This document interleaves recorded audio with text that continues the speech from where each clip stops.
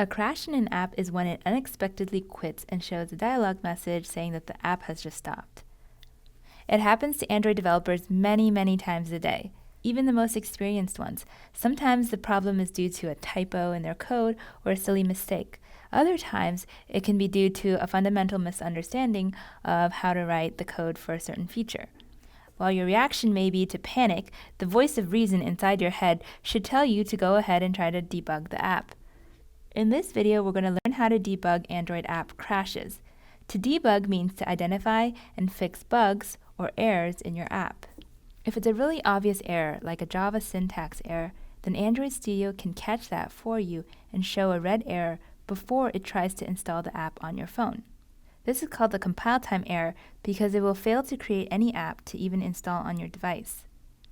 If you want to try creating a compile time error, go ahead and just delete this parentheses or the semicolon, and then you'll see the error pop up. This is like in lesson 1 when we tried to create an XML error intentionally, and then we read the error message and then we undid the change. Other potential errors are if I try to delete this opening brace, then I'll get an error. Or if I forget this closing brace, then I also get an error. But sometimes the error only happens when you start using the app.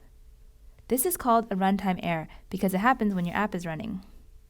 Let's intentionally create a crash in the app and figure out the steps of how to solve it so that when you have a real crash, you'll know how to tackle it on your own.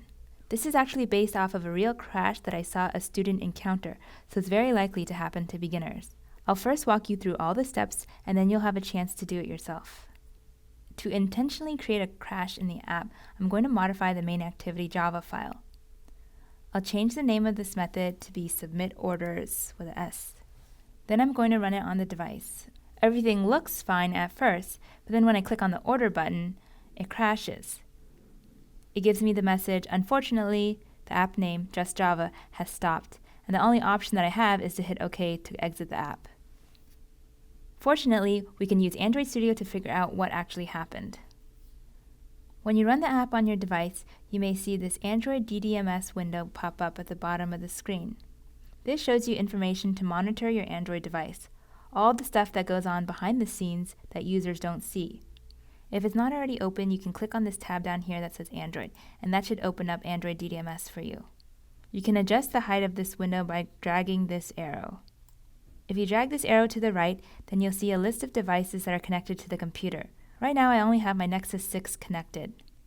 And I also opened up the Just Java app again, so that's why it's listed here.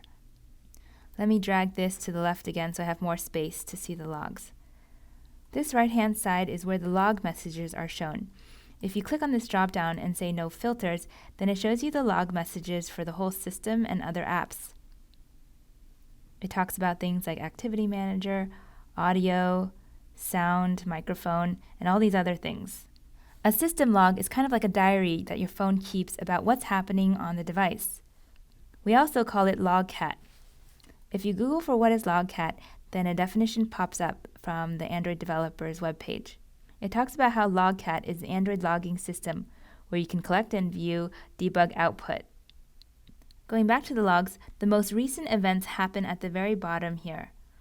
So if you want to look back in time, you may have to scroll up to see what you're looking for. Let's change the filter back to our app, Just Java. This significantly narrows down the amount of log messages that are just relevant to our app. This makes it a lot easier to read. When a crash happens on the device, the description of what the phone was trying to do gets printed to the logs. Here's our crash in the red text color. This is known as looking at the stack trace because it traces back to where the error originated from. We know that it's our app because it's our process, which is com.example.android.justjava. For our app, the process name matches the package name, but it doesn't always have to match. We haven't really learned about processes, but essentially, this is just identifying that this is our app. Now, there's a lot of text in this stack trace, and you don't have to read all of it. We just want to scan for the information that would be relevant to help us solve our problem. We should look for anything in the stack trace that is talking about either the methods or the files that we're working on. So we'll keep a lookout for the file name main activity. So let's start reading the error message. I skip over this part and just read illegal state exception. Could not find a method submit order. The error message goes on to further explain why it was in an invalid state. And the reason is because it could not find a method submit order in the activity, main activity, for the onClick handler on the view class button. There's a lot of words in that sentence, and it may not make a lot of sense. But there's a couple of good clues here. It mentions button, and we only have one button in our app, so we can assume that it's probably related to that button. Then it talks about not being able to find a method submit order in the activity. Looking back at our button code, we did specify that when the button is pressed, it should trigger a method called submit order. So let's look at that now. I'm going to drag the DDMS window down and open up our activity main XML file. So here is the button XML element. And indeed we said Android onClick should trigger the method submit order. If I go back into the main activity, then I see that submit order is no longer a method. Instead, we changed it to submit orders, so that's why the problem is happening. If I go ahead and erase the extra S, now there's a submit order method in the main activity, and the app should work again. When I run the app again and I hit the order button, then the app doesn't crash anymore. Woohoo! Go ahead and try to create this crash in your app by changing the name of the submit order method.